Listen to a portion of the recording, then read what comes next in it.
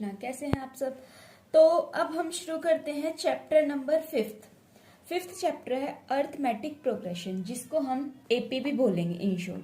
अभी क्या होता है, कैसे होता है, ये सब हम जानेंगे। चलो तो देखते हैं क्या कह रहे हैं। कह रहा है कि आपने डेली लाइफ में है ना बहुत सारे नेचर में बहुत सारे पैटर्न देखे होंगे। कैसे पैटर्न? जैसे petal of a sunflower, sunflower की पत्तियों का पेटल।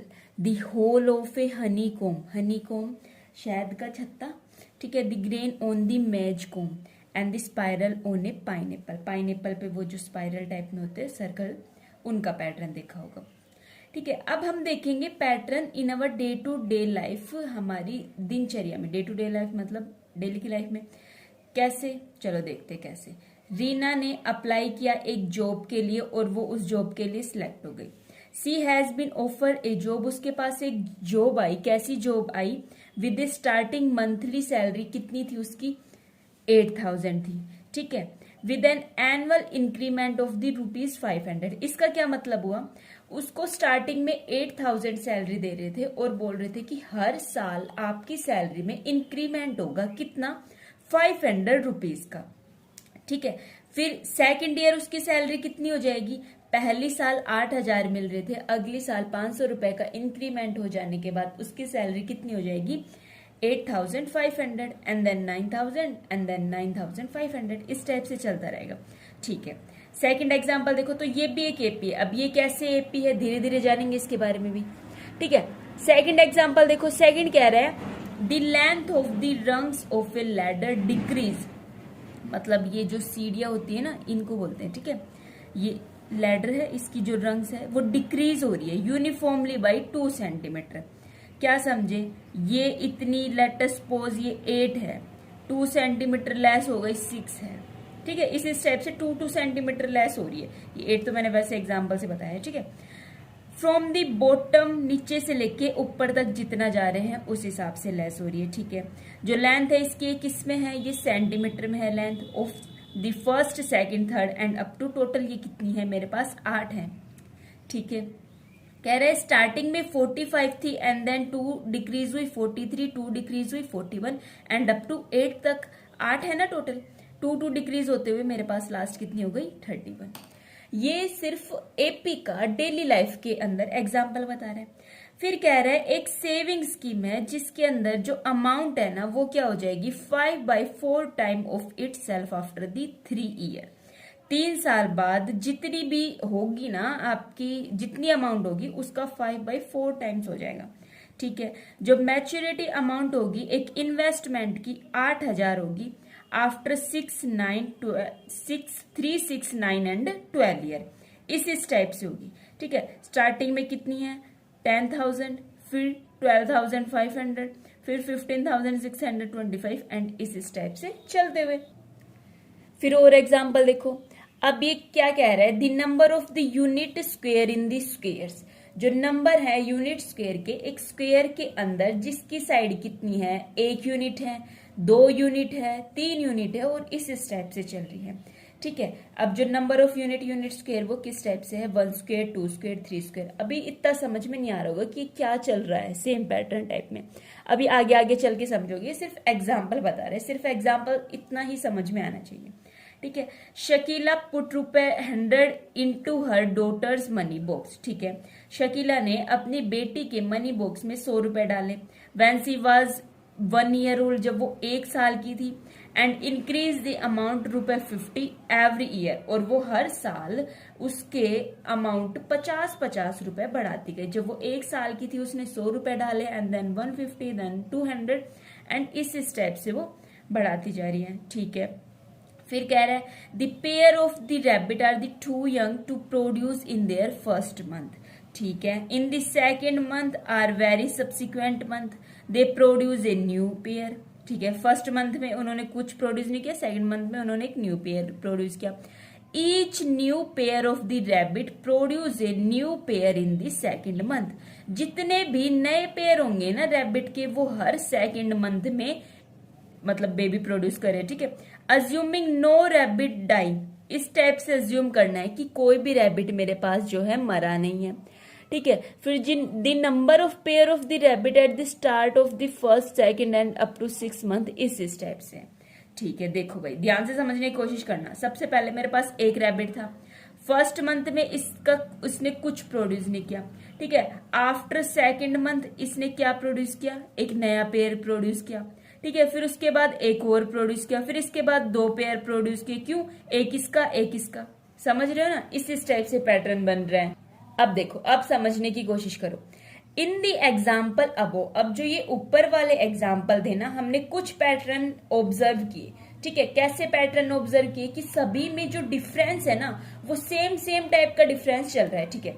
चाहे या तो किसी की सैलरी की बात हो, पर ईयर सेम ही अमाउंट इंक्रीज हो रही थी, चाहे वो 50 इंक्रीज हो रही हो, चाहे 500 इंक्रीज हो रही हो, ठीक है। फिर कह रहा है we find that the succeeding term are obtained by adding a fix number. बिल्कुल, पहले मंथ उसकी सैलरी वाले एग्जांपल याद रख लो, ठीक है। पहले मंथ जैसे 100 मान लो, फिर नेक्स्ट मंथ कितनी हो गई थी 150, या फिर पिगी बैंक वाला मान लो, इस स्टेप से फिर कितनी हो रही थी 200 एंड देन 250, ठीक है। अब ये सेकंड नंबर कब ऑब्टेन होगा, तब मैं फर्स्ट में 50 ऐड करूंगी। थर्ड कब ऑब्टेन होगा, जब सेकंड में 50 ऐड करूंगी, जब सभी में सेम नंबर में ऐड कर रही हूं, ठीक है, एक फिक्स नंबर ऐड कर रही हूं। In another we find that there are the square of the constituent number and the so on, या फिर square है constituent number का। constituent मतलब क्या होता है, लगातार, ठीक है। इस चैप्टर के अंदर हम डिस्कस करेंगे इस टाइप के पैटर्न के ही बारे में, जिसमें हम एक फिक्स टर्म को प्रीसीडिंग टर्म पहले वाली टर्म में ऐड कर रहे हैं and then we get the next term, उसके बाद हमें दूसरी टर्म मिल रही है, ठीक है।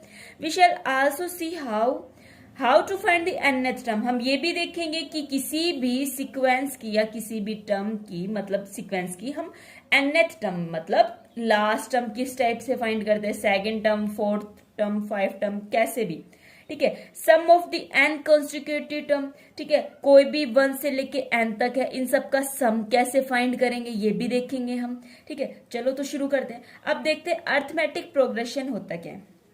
कंसिडर कर ली फॉलोइंग लिस्ट ऑफ नंबर, ये सारे मेरे पास लिस्ट ऑफ नंबर्स है, किस किस टाइप के, 1 2 3 4 एंड अप टू इस टाइप से चल रहे हैं, ठीक है। एक ये है थर्ड, फोर्थ, फिफ्थ, इन सभी एग्जाम्पल को ध्यान से देख लो। अब फर्स्ट एग्जाम्पल को ऑब्जर्व करना। फर्स्ट एग्जाम्पल में यदि मैं सभी टर्म में +1 कर रही हूं, देन मेरे को नेक्स्ट टर्म मिल रही है, देखना 1 + 1 2, 2 + 1 3, 3 + 1 4, इस टाइप से। अब इस सेकंड में क्या मिल रहा है, सेकंड में क्या मैं सभी टर्म में -30 कर रही हूँ, देन मेरे को नेक्स्ट टर्म मिल रही है, देखना 100 - 30 70, 70 - 30 40, 40 - 30 = 10, इस टाइप से मिल रहा है, ठीक है, वेरी गुड। अब थर्ड में क्या है, सभी टर्म में यदि मैं -1 कर रही हूं, सॉरी +1 है ना, +1 ही होगा ना, -3 + 1 = -2, -2 + 1 = -1 एंड -1 + 1 = 0, ठीक है। अब इसमें देखना सभी में क्या ऐड कर रही हूँ, 0, क्योंकि सभी सेम दिख रहे हैं। अभी ये मैं बताऊंगी किस टाइप से हम निकाल रहे हैं, इसका भी एक लॉजिक है, एक फॉर्मूला है, उस टाइप से आप बहुत इजीली निकाल लोगे। हर क्वेश्चन में इतना दिमाग लगाने की जरूरत नहीं पड़ेगी, ठीक है। अब ये जितने भी नंबर है ना, इन सबको मैं क्या बोलूंगी, टर्म बोलूंगी। दी हुई ये एक टर्म, उसको हम लिख सकते हैं उसके बिहाफ पे, मतलब हम सेकंड टर्म लिख सकते हैं। अब देखो ये भी कह रहे हैं इस टर्म में एक ऐड कर दिया उसकी प्रीसीडिंग टर्म में, इसमें 30 लेस कर दिया, इसमें एक ऐड कर दिया एंड इसके अंदर मैंने 0 ऐड कर दिया एंड इसके अंदर मैंने क्या ऐड कर दिया, -0.5, इस टाइप से चल रहा है। फिर कह रहा है इन ऑल दी लिस्ट अबो, ये जितनी भी लिस्ट ऊपर दी हुई थी ना, वी सी की जो सक्सेसिव टर्म है, सक्सेसिव और प्रीसीडिंग ये टर्म समझ आ रही है ना, सक्सेसिव इस टर्म से अगली, प्रीसीडिंग इस टर्म से पीछे वाली, ठीक है। क्या कह रहा है, preceding term such list of number, इस टाइप की जो लिस्ट ऑफ नंबर है इन्हीं को ही हम अर्थमेटिक प्रोग्रेशन कहते हैं। अब इसकी डेफिनेशन देख लो। एक अर्थमेटिक प्रोग्रेशन मेरे पास क्या होता है, एक लिस्ट ऑफ नंबर होता है जिसके अंदर सारी टर्म ऑब्टेन्ड होती है। कैसे ऑब्टेन्ड होती है, adding a fix number to the preceding term, पहले वाली टर्म में एक फिक्स नंबर ऐड करने पे तब मेरे को नेक्स्ट टर्म मिल रही है, तो ही उसी को ही हम क्या बोल रहे हैं, अर्थमेटिक प्रोग्रेशन। इन शॉर्ट क्या बोलेंगे हम उसको, एपी, ठीक है। अब जो ये बार बार बोला जा रहा है कि फिक्स नंबर ऐड कर रहे हैं, फिक्स नंबर ऐड कर रहे हैं, ये क्या, तो ये फिक्स नंबर होता है and how to find that fix number, इस फिक्स नंबर को फाइंड कैसे करते हैं अब ये भी जान लेते हैं। अब देखिए इस फिक्स नंबर को मैं क्या बोलूंगी, कॉमन डिफरेंस बोलूंगी इस एपी का, ठीक है। और याद रखना कि ये जो फिक्स नंबर है मेरे पास, ऐसा नहीं है कि पॉजिटिव ही होगा, यहां देख सकते हो ना, पॉजिटिव हो सकता है, नेगेटिव हो सकता है, जीरो हो सकता है, कुछ भी हो सकता है फिक्स नंबर। और इसको मैं क्या बोल रही हूँ, कॉमन डिफरेंस। अब इसको फाइंड कैसे करते हैं वो भी देखते हैं। हाँ जी, तो अब देखिए, लेट अस डिनोट, हम डिनोट कर लेते हैं किसी भी एपी की फर्स्ट टर्म को A1 से, सेकंड टर्म को A2 से and up to nth term को AN से। इसका मतलब समझ पाए हो? अब nth टर्म को AN से मतलब यदि थर्ड टर्म होगी तो A3, फिफ्थ टर्म होगी तो A5, इस टाइप से। इसलिए कोई भी nth टर्म कुछ भी हो सकती है, ठीक है, कुछ भी मतलब जो उसकी लास्ट टर्म होगी, ठीक है, जहां जाके वो रुक रहा होगा। और जो कॉमन डिफरेंस है उसको डी से डिनोट कर रहे हैं। अब ये मेरे पास एक एपी है तो इतना पता है कि इन सब में मेरे पास फिक्स नंबर ऐड हो रहा है या सब्ट्रैक्ट हो रहा है, कुछ ना कुछ तो हो रहा है, ठीक है। तो अब डी कैसे निकालेंगे, A2 माइनस A1 या फिर A3 minus A2 and up to AN minus AN minus 1। समझ पा रहे हो ना? अरे यहां से एग्जांपल लेके देख लो, 1 2 3 एंड अप टू, इस टाइप से चल रहा है। अब इन सब में क्या ऐड हो रहा है, प्लस वन ऐड हो रहा है। अब कह रहा है A2 minus A1 1, A3 minus A2 1, सभी में कितना कितना ऐड हो रहा है, 1 ऐड हो रहा है। तो कॉमन डिफरेंस कैसे निकालते हैं, A2 minus A1, second term minus first term, ठीक है। अभी जब क्वेश्चंस देखोगे तब पता चलेगा कि सिर्फ A2 माइनस A1 से ही पता चल जाएगा या फिर कुछ और टर्म का भी हमें निकालना पड़ेगा, ठीक है। तो अभी इतनी बात समझ में आई, ठीक है। अभी आगे देखो, कुछ और एग्जाम्पल देखते हैं एपी के। क्या है कुछ और एग्जाम्पल, हाइट देखते हैं कुछ स्टूडेंट की एक स्कूल में, of A school standing in A Q, एक लाइन के अंदर खड़े हैं एक मॉर्निंग असेंबली के अंदर, ठीक है। किस किस टाइप से है, पहले स्टूडेंट के 147 centimetre, then 148, 149 and up to. देख पा रहे हो कितना कितना ऐड हो रहा है, सभी में 1 ऐड हो रहा है। या फिर नहीं समझ आ रहा, देन हम क्या करते हैं, A2 माइनस A1, ये मेरे पास कॉमन डिफरेंस हो जाएगा। कॉमन डिफरेंस क्या होता है समझ में आया ना, कि जो फिक्स नंबर हम बोल रहे हैं ना, कि हर एपी के अंदर हर टर्म में एक फिक्स नंबर बार बार ऐड हो रहा है, वो मेरे पास क्या है, एक कॉमन डिफरेंस है। फिर है जो मिनिमम टेम्परेचर रिकॉर्ड हो रहा है एक वीक का in the month of January in A city, arrange हो रहा है एक असेंडिंग ऑर्डर में, वो इस टाइप से है। या फिर बैलेंस मनी, ये सारे हमारी डेली लाइफ के एग्जाम्पल है। इससे एक चीज और पता चलती है, क्या, कि जो मैथ है वो डेली लाइफ में बहुत ज्यादा नेसेसरी है, मतलब हर जगह बहुत ज्यादा यूज होती है। फिर है balance money after paying 5% of the total loan, ठीक है, 1000 का 5% लोन पे करने के बाद मेरे पास इतनी बैलेंस बच जाएगी। या फिर कैश प्राइज, एक स्कूल में सभी टॉपर्स को फर्स्ट क्लास से लेकर 12th क्लास तक को दिया गया है, ठीक है।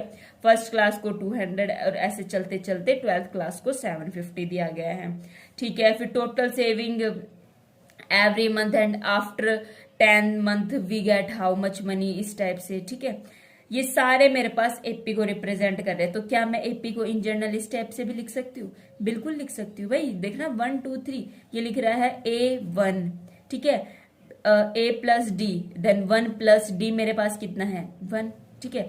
A कितना है 1, D कितना है 1 प्लस 2 कितना आ जाएगा थर्ड 3, ठीक है। इस टाइप से चल के पता चलेगा, ठीक है। इसको हम क्या कहते हैं, जर्नल फॉर्म कहते हैं एपी की। अब ए से लेके ई एग्जाम्पल तक आपने क्या देखा, यहाँ पे मेरे पास क्या है, फाइनाइट नंबर ऑफ टर्म है इस एपी के अंदर, तब इसको फाइनाइट एपी कहते हैं। यदि किसी एपी में इनफाइनाइट नंबर ऑफ टर्म है देन उसको इनफाइनाइट एपी कहते हैं, ठीक है भाई, वेरी गुड।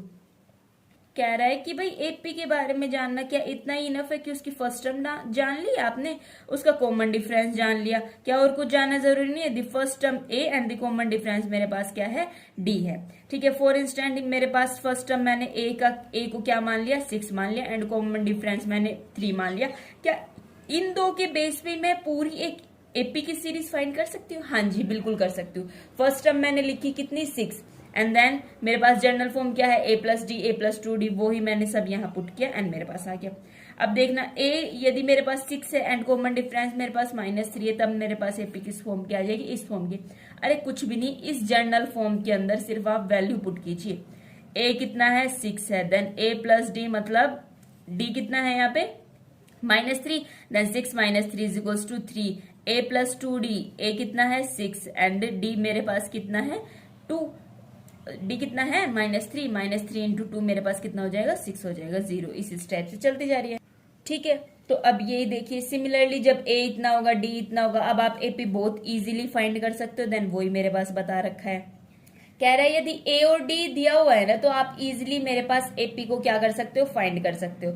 और यदि आपके पास एपी दी हुई है ना तब आप ए भी फाइंड कर सकते हो। And how to find D हमें पता है, A2 - A1, उस टाइप से हम डी भी फाइंड कर सकते हैं। ठीक है, अब एग्जाम्पल यहाँ पे मेरे पास एपी दी हुई है, तब क्या यहाँ पे मैं ए फाइंड कर सकती हूँ। ए मेरे पास क्या होता है, फर्स्ट टर्म ही तो होती है ए। डी मेरे पास क्या होता है, A2 - A1, A3 - A2, A4 - A3, इस टाइप से तो है ना। इधर से सबका यदि सेम आ रहा है ना कॉमन डिफरेंस, तो वो मेरे पास एपी आ जाएगी। यदि कॉमन डिफरेंस सेम नहीं आ रहा तब वो मेरे पास एपी नहीं होगी। सेम इसी टाइप से सेकंड एग्जांपल है, मैंने डी फाइंड किया, मेरे पास ये आ गया। In general for an AP के लिए इन जनरल मैं डी की वैल्यू क्या कंसिडर करती हूँ, AK+1 - AK। अब ये के समझ रहे हो ना, के क्या है, इधर से देख लो ना, के यदि मेरे पास 2 है देन A2+1 - A2। ठीक है, मतलब A3 - A2। इन जनरल इसको इस टाइप से लिखेंगे। डी को ऑब्टेन करने के लिए इस एपी में तब डी मेरे पास यही होता है, वो ही बात बार बार रिपीट कर रखी है। ठीक है, अब कंसिडर कर लेते हैं ये लिस्ट ऑफ नंबर। इसको देख के क्या आप बता सकते हो कि ए क्या है मेरे पास, डी क्या है। ठीक है, इस एपी के अंदर देखिए इसका कॉमन डिफरेंस देखिए क्या है, A2 - A1 मेरे पास कितना हो गया, 0।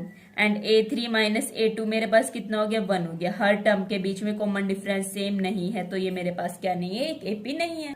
अब देखना इस एपी में मेरे पास एक एपी गिवन है, कह रहा है हमें सब्ट्रैक्ट करना पड़ेगा 6 फ्रॉम दी 3, मतलब 3 - 6 ऐसे ही तो करते आ रहे हैं ना, A2 - A1। हम ये तो नहीं करेंगे ना 6 - 3, कहीं ऐसा सोचो कि 3 - 6, ऐसा करने पे तो नेगेटिव आ रहा है, चलो ये अच्छा नहीं लग रहा तो ये वाला कर देते, नहीं, A2 - A1 ही होता है।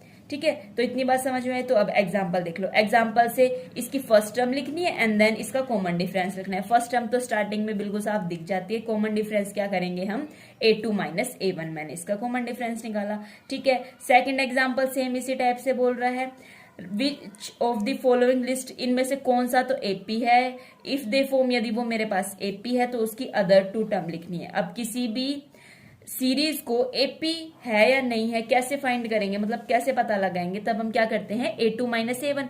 यदि सभी का कॉमन डिफरेंस मेरे पास सेम आता है ना तब वो मेरे पास क्या हो जाएगी, एपी हो जाएगी। अब देखना फर्स्ट केस में सभी का common difference A2 - A1, A3 - A2। मेरे को नहीं लग रहा अब ये बार बार रिपीट करने की जरूरत होगी। ठीक है, तो अब इन सभी का कॉमन डिफरेंस मेरे पास सेम है, देन ये मेरे पास क्या हो जाएगी, एक एपी फॉर्म हो जाएगी। इसमें भी कॉमन डिफरेंस सेम है, देन ये मेरे पास क्या हो जाएगी, एक एपी हो जाएगी। अब इस थर्ड एग्जांपल में देखना, A2 - A1 तो 4 हो गया, A3 - A2 मेरे पास क्या हो गया, -4 हो गया। मतलब कॉमन डिफरेंस सभी टर्म्स का, सभी 2 टर्म्स का मेरे पास सेम नहीं है, तब ये मेरे पास क्या नहीं होगी, एक एपी नहीं होगी। अब आप यदि एपी है, चलो फर्स्ट एग्जांपल देख लो, यदि ये मेरे पास एपी है, इधर से पता चल गया कि ये मेरे पास एपी है। नेक्स्ट 2 टर्म क्या फाइंड कर सकते हो, यहां तक कि कितनी टर्म है, A1, A2, A3, A4। And then मेरे को क्या फाइंड करनी है, A5 एंड क्या फाइंड करनी है, A6 फाइंड करनी है। देन मेरे को क्या करना है, 22 + 6 एंड फिर उसके बाद 22 + 6 + 6, जो भी आएगा सभी में क्या ऐड करना है, सिर्फ कॉमन डिफरेंस ऐड करना है। अब इसका लास्ट 4th एग्जांपल देखो क्या होगा, A2 - A1 मैंने सभी का कॉमन डिफरेंस निकाला, लेकिन सभी में एक कॉमन डिफरेंस क्या नहीं आया, सेम नहीं आया। अब इधर देखना, आप लोगों ने A2 - A1 निकाला, 0 आ गया, A3 - A2 निकाला, 0 आ गया, बट A4 - A3 ये मेरे पास क्या नहीं आया, 0 नहीं आया। तो इससे क्या समझे कि कम से कम 3 बार तो निकालना है, A4 - A3 तक तो निकाल के ही देखना है। ठीक है, तो यदि वहां तक एपी बन रहा है या नहीं बन रहा, फिर उसके बाद हम देखेंगे। अब एपी फॉर्म नहीं हो रहा, देन उसकी नेक्स्ट 2 टर्म हम कैसे फाइंड करेंगे। ठीक है, तो चलो अभी तक इस वीडियो में इतना ही रखते हैं, फिर नेक्स्ट हम देखेंगे एक्सरसाइज 5.1।